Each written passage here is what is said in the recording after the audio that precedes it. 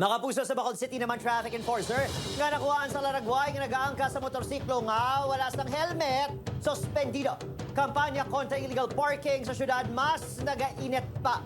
Yaring balita nga itong gintutukan. Ito ko na yung warsaway kung yung dalang unit. Galing ko wala sa war nga expand. That's why nga. Sa tungasang mas nagainit ka operasyon sa Bacolod Traffic Authority Office sa Conbitaw, sa mayor nga dalanon sa syudad sa Bacolod batok sa illegal parking nga nagasablag sa dalagan sa trapiko. Nagwa nga 70 to 80% sa mga violator hindi residente sa syudad. Sa Masami, balibad sa Maine, wala sila ideya sa laying nga ginapatuman. 70 to 80% sa amon violators from November 1 to up to now are from outside Bacolod, sir. Pero ginklaro sang tagpamuno sang bitaw nga wala sang exemption sa pagpangdakop sa mga pasaway sa dalan. Kahapon, 4 ka pribado nga salakyan kag 12 ka mga motorsiklo ang ginclamp kag gintow sa tubang sa isa ka universidad sa Bacolod City. Subukad daw, aga pag ginpangtow sang bitaw ang mga motor sang BPO employee sa Dalan Rizal. Sa Dalan Sumag, 7 ka motor, 3 ka tricycle ang gin-operate man.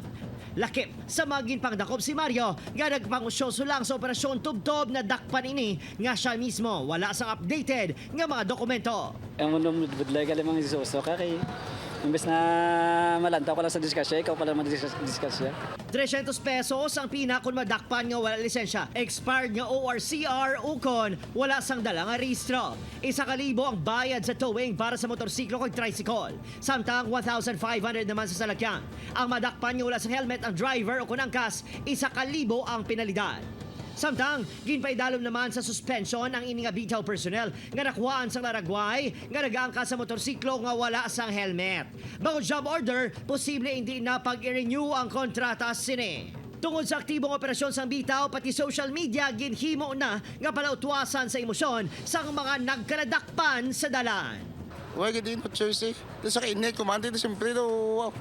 Ano tayo mo ito nakapost ko sa Facebook. Kung naiuwar sila, hindi pag-impound ng motor. Hindi lang magbutang sa social media. Ang pagkuha sa lisensya, oras ang operasyon kag guidelines sa clamping at towing ang ginmando na sa alkalde iplastar sang maayos ang bitaw sa publiko. Sang damlag lang, ginareklamo man ang bitaw bangod masken tuwang gabi. Sige pa ang pagpangdakop. So we will come up with a policy on how it should be para clear-cut, concrete guidelines para hindi bala magtala ang mga tao. Opo, Kiril Casillo, Adrian Prieto, 1 Western Visayas.